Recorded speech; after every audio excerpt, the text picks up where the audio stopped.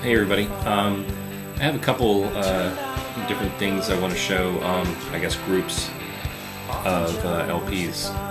The first one I'm going to get to is several trades and purchases that I did with people in the vinyl community. And so I can start on that first. First is when I did a trade with Derek. I gave him a LP by an obscure psych band from the 60s called The Family Tree, and apparently he was looking for that for a really long time. So, in return, he gave me an extra copy that he had of Public Foot, The Roman, which is a group that I wasn't familiar with until either Jeff or Derek mentioned them, and I checked them out on YouTube and liked it a lot. And since I'm getting more into prog, when I saw that this was on the list of what he was willing to trade, I jumped on it. He was a little concerned that I wouldn't go for the cover because it's such, it's not bad shape overall. It's just that the ring wear obviously is really bad. But since the record itself is in really decent, good, above average, I would say, listening shape. Since it's such a rare record, I'm willing to forgive the ring wear. So that's that. Next is actually a couple of records that I got from Thetcha, or the Thetcha. I don't know which one you go by, but he had put up a video a couple weeks ago of some LPs that he was willing to either trade or sell, and I decided just to go ahead and buy a few of them, and he really was more than fair.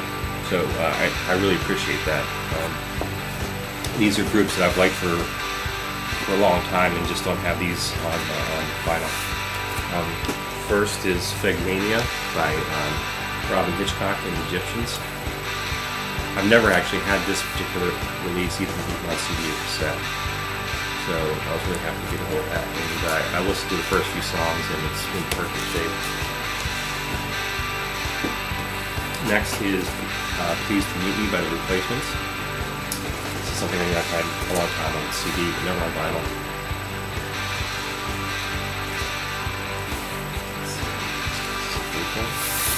And you take it out there. So there's that kind of showing to be in the inner sleeve. This is the one with Alex Chilton, which I'm sure introduced a lot of punk and indie kids in the 80s to Big Star. I think most of these other songs are more known by Replacements fans. And lastly is someone actually I've sort of gotten a little bit more into in recent years. It's Lloyd Cole and the Commotions. This is mainstream. His release, his debut actually, Rattlesnakes. I don't know if it's Rattlesnake or Rattlesnakes, but I've listened to it a lot, and it's fast becoming one of those records that is going to be on the top of my list, because it's just one of those rare releases where I could just put it in either in the CD player or on the turntable and listen to it over and over again. Okay, the next one is a group of LPs from I'm going to butcher your screen name. You're Rob, but EoLoVoX. So we did a pretty big trade here. I think it was like 4. He actually gave me a 5th LP because one of them wasn't in very good shape, so I appreciate that. The first one is Tom Tom Club. The song Genius of Love is the one that's, I guess, they're best known for. And that song brings back, how you have songs from your childhood that really trigger memories.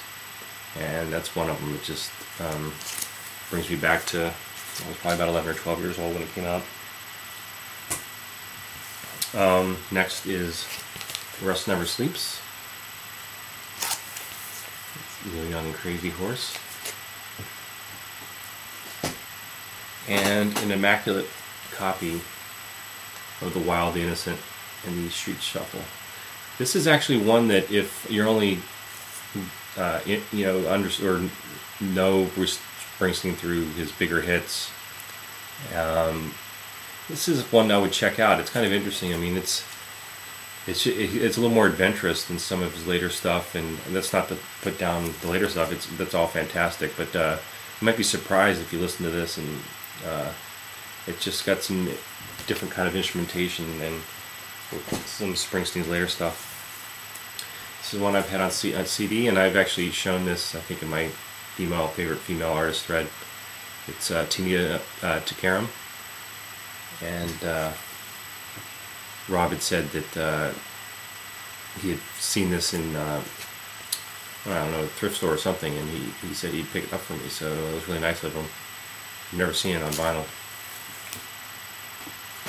The last two were Thin Lizzy records, which was a band that I wanted to start exploring because I don't have anything by them. And this first one is Black Rose, and this is the only one I've listened to so far, and it's excellent.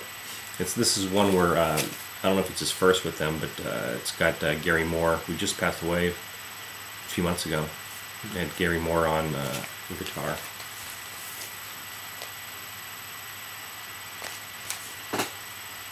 And then the next Thin Lizzy was Johnny the Fox. And you know what? I'm at 6 minutes or so. I think I'm just going to make this the end of this video, and then I'll get to the other stuff that I picked up in another video.